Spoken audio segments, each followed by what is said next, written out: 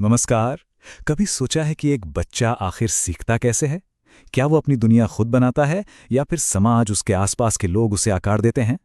आज हम शिक्षा जगत के दो दिग्गजों पियाजे और वाइगॉत्स्की के इन्हीं नजरियों को आमने सामने रखकर समझेंगे। तो चलिए शुरू करते हैं। यही तो वो बड़ा सवाल है जिसके इर्द गिर्द ये दोनों थियरीज घूमती हैं। क्या सीखना एक अकेलेपन का सफर है जहां बच्चा खुद सब कुछ खोजता है, या फिर ये लोगों के साथ मेल जोल और बातचीत का नतीजा है? चलिए सबसे पहले पियाजे के नजरिए को जानते हैं।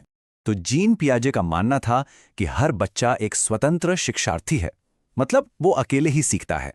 उन्होंने इस बात पर जोर दिया कि बच्चे का विकास उसकी अपनी खोज से होता है, और उनका पूरा सिद्धांत इसी एक आइडिया पर टिका है। पियाजे ने एक बहुत ही मशहूर बात कही थी कि बच्चा एक छोटा वैज्ञानिक होता है।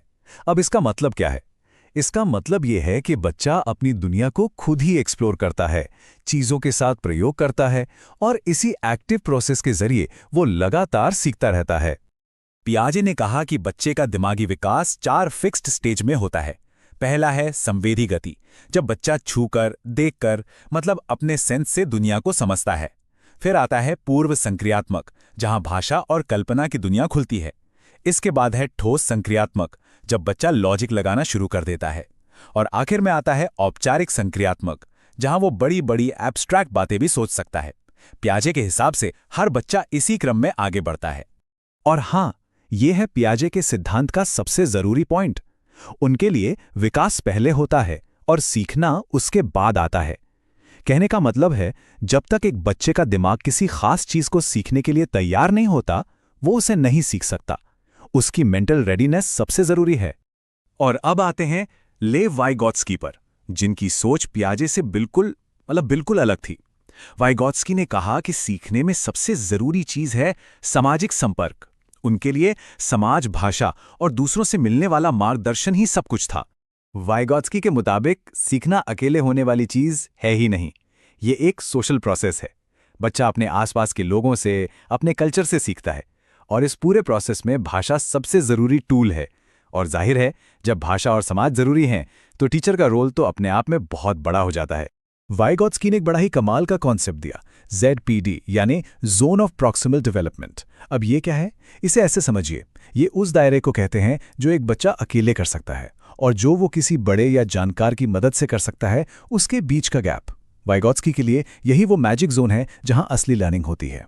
तो फिर इस ZPD में मदद कैसे की जाए? यहीं पर स्कैफोल्डिंग का आइडिया आता है।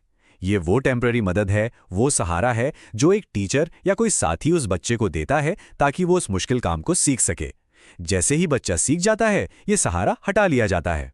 तो यहां आता है सबसे बड़ा फर्क, कहानी में सबसे बड़ा ट्विस्ट। वाइगॉत्स्की मानते थे कि सीखना पहले होता है, और ये सीखना ही बच्चे के विकास को खींचकर आगे ले जाता है। ये पियाजे की सोच से ठीक उल्टा है। उनके हिसाब से सोशल इंटरैक्शन से ही दिमाग का विकास होता है।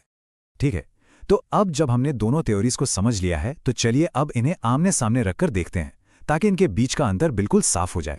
तो कुल मिलाकर तस्वीर कुछ ऐसी बनती है। एक तरफ हैं पियाजे, जिनके लिए बच्चा एक छोटा वैज्ञानिक है जो अकेले दुनिया की खोज करता है, और उनका मानना है कि विकास के बाद ही सीखना मुमकिन है। वहीं दूसरी तरफ हैं वाइगॉत्स्की, जिनके लिए बच्चा एक सामाजिक प्राणी है जो दूसरों की मदद से सीखता है, और यही सीखना उसके विकास को आगे बढ़ाता है। लेकिन सवाल यह है कि ये सारी बातें, ये सिद्धांत एक टीचर के लिए क्यों जरूरी हैं? क्या ये सिर्फ किताबों की बातें हैं? जी नहीं, इनका क्लासरूम में